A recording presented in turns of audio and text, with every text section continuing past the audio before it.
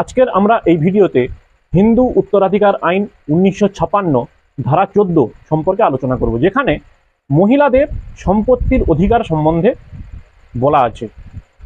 Section 14 of Hindu succession act 1956, সেখানে পরিষ্কার বলা আছে যে property of a female Hindu to be her absolute property, অর্থাৎ বলা আছে যে মহিলাদের, ভারতীয় হিন্দু মহিলাদের যে সম্পত্তি, সেই সম্পত্তির অধিকার অ্যাবসলিউট, কোনো লিমিটেড নয়, সম্পূর্ণ অধিকার ওই মহিলার, অর্থাৎ সম্পত্তিটা যে মহিলা। ভারতীয় সমাজে মহিলাদের সম্পত্তির অধিকার, সম্পত্তির মালিকানা কিংবা ওই সম্পত্তি হস্তান্তরের ক্ষেত্রে আইন রয়েছে, কিন্তু বাস্তবের মাটিতে যদি আমরা দাঁড়াই তাহলে সেখানে কিন্তু পারিবারিক একটা সমস্যা দেখা যায়। আপনি এবং আমি সবাই সবার ফ্যামিলিতে এটা লক্ষ্য করেছি। কোনো মহিলার সম্পত্তি যখন সে কাউকে দান করছে বা কাউকে গিফট করছে বা যে কোনো প্রকারের হস্তান্তর করছে, সেখানে ফ্যামিলির আর 5 জন বাধা হয়ে দাঁড়ায়। কিন্তু এখানে সেকশন 14 সেখানে পরিষ্কারভাবে বলা আছে যে ওই সম্পত্তি কিন্তু সম্পূর্ণভাবে ওই মহিলার, সে যেভাবেই পাক না কেন। যেরকম আমি বলি যে ধরুন ওই মহিলা উত্তরাধিকারী সূত্রে পেয়েছেন তার মা বাবার কাছ থেকে কিংবা শ্বশুর বা স্বামীর কাছ থেকে, তাহলে কিন্তু সেই সম্পত্তি সম্পূর্ণভাবে তার থাকবে। একটা উদাহরণ বলি, তাহলে ব্যাপারটা আরো ভালো মতন বুঝতে পারবেন।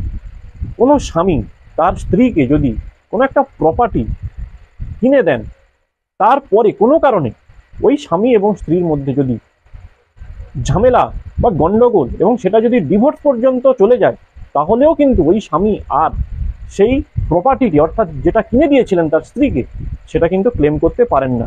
একচেটিয়া অধিকার ওই প্রপার্টির ওপরে ওয়াইফের।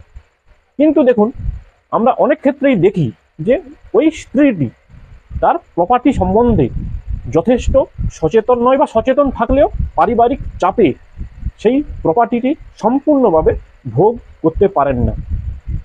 ধরুন কোনো মহিলা চাকরি করে বা নিজে যে কোনোভাবে অর্জন করেছেন একটা প্রপার্টি, সেই প্রপার্টিটাও কিন্তু ওই মহিলার সম্পূর্ণভাবে। স্ত্রীধন মানে বিয়ের সময় যে সম্পত্তি পায় বা গিফট পায়, যাই পাক না কেন, সেটাও কিন্তু ওই মহিলার। তারপরে ধরুন